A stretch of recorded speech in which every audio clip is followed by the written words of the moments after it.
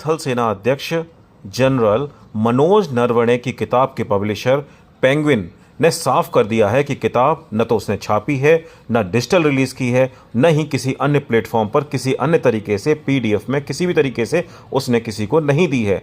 अगर ऐसा है, ये बात सच है, तो फिर राहुल गांधी के ऊपर एक आरोप सिद्ध होता है कि राहुल गांधी इस किताब को कहां से लेके आए। क्या वो किताब खाली है? अगर खाली है तो राहुल गांधी क्या अराजकता फैलाना चाहते थे? संसद को गुमराह करना चाहते थे?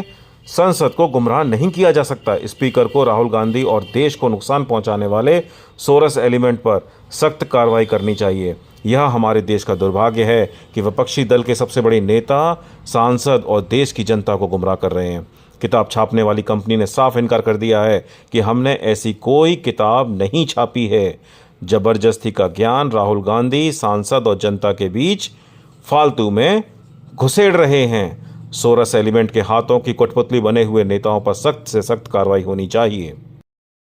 जो सर्कुलेशन हुआ था, क्योंकि अभी तक वो पब्लिश नहीं हुई थी, तो क्या कहेंगे सर इसमें? देखिए, दिल्ली पुलिस से ज़्यादा इम्पोर्टेंट जो है, जिसके ऊपर मैंने कल सोशल मीडिया पर बताया भी, जिस पेंगुइन का हवाला देकर ये कह रहे थे कि इसका पब्लिशर जो है नरवाने की किताब का, तो पेंगुइन था ना।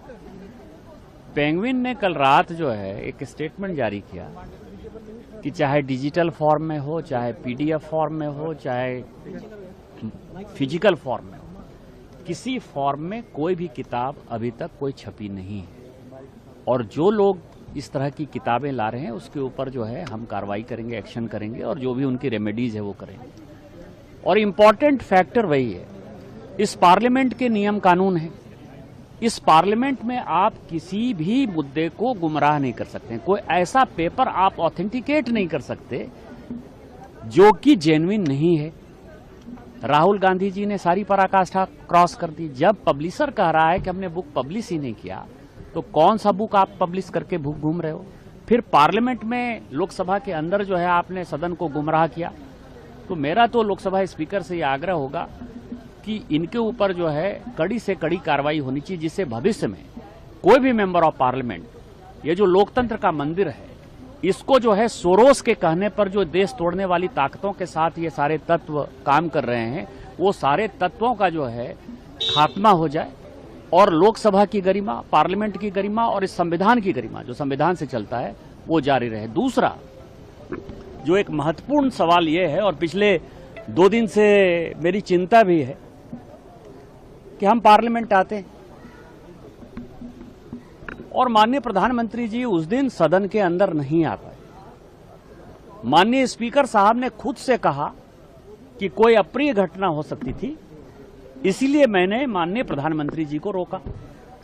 और लोकसभा के अंदर या इस पार्लियामेंट के अंदर जो लोकसभा स्पीकर कहें वही सत्य है। उनके पास सारे प्रमाण होंगे, सारी जानकारी होगी, सारी सीसीटीवी में भी हम लोगों ने देखा।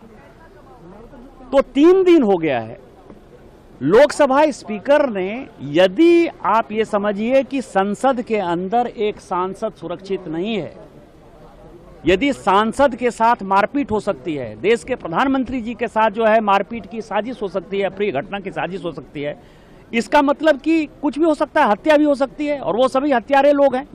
अभी तक उन महिला सांसदों की सदस्यता रद्द क्यों नहीं हुई है, एक बड़ा सवाल है। मेरा लोकसभा स्पीकर साहब से यह आग्रह होगा कि आपके पास जो भी जानकारी है वो देश को बताना चाहिए, और सभी महिला सांसदों को, जो लोग गए थे मारपीट करने के लिए, पहली बार, मैं 17 साल से सांसद हूं, पहली बार मैंने देखा कि किसी दूसरे बेंच की तरफ या कुछ दूसरे बेंच के अंदर जो है दूसरे सांसद घुसे। हम भी अपोजिशन में रहे हैं, तो वो जो उनकी साजिश है उसका भंडाफोड़ होना चाहिए और सबों की सदस्यता, महिला सांसदों की सदस्यता रद्द होनी चाहिए। क्योंकि आप वहाँ थे, आपने महिला सांसदों को देखा, पर उन महिला सांसदों ने एक पत्र लिखा और उन्होंने कहा कि हम बहुत बहादुर हैं और हम हम्बल बैकग्राउंड से, हम कभी प्रधानमंत्री को नुकसान नहीं पहुंचाएंगे। तो आप पहुंचे क्यों? आप पहुंचे क्यों? आपको क्या जाना है? आप सरकारी पार्टी के लोग अपोजिशन में और अपोजिशन के लोग सरकारी पार्टी में बैनर लेकर आज तक गए हैं क्या? वेल के अंदर तो जाते हैं, लेकिन आप हमारी सीटों पर, प्रधानमंत्री जी की सीट को चारों तरफ से कैसे घेरा आपने? आप गए क्यों? आपका क्या इरादा था? क्या यही संसदीय गरिमा है? Offence is the best defence. ये जो कांग्रेस है और ये राहुल गांधी जी इस साजिश में शामिल हैं, और इस साजिश की उच्च स्तरीय जांच होनी चाहिए कि देश तोड़ने वाली जो ताकतें हैं, जिस तरह से वियतनाम, कंबोडिया, फिलीपींस, बहरीन, ये सब जाते हैं, किन तत्वों से मिलते हैं?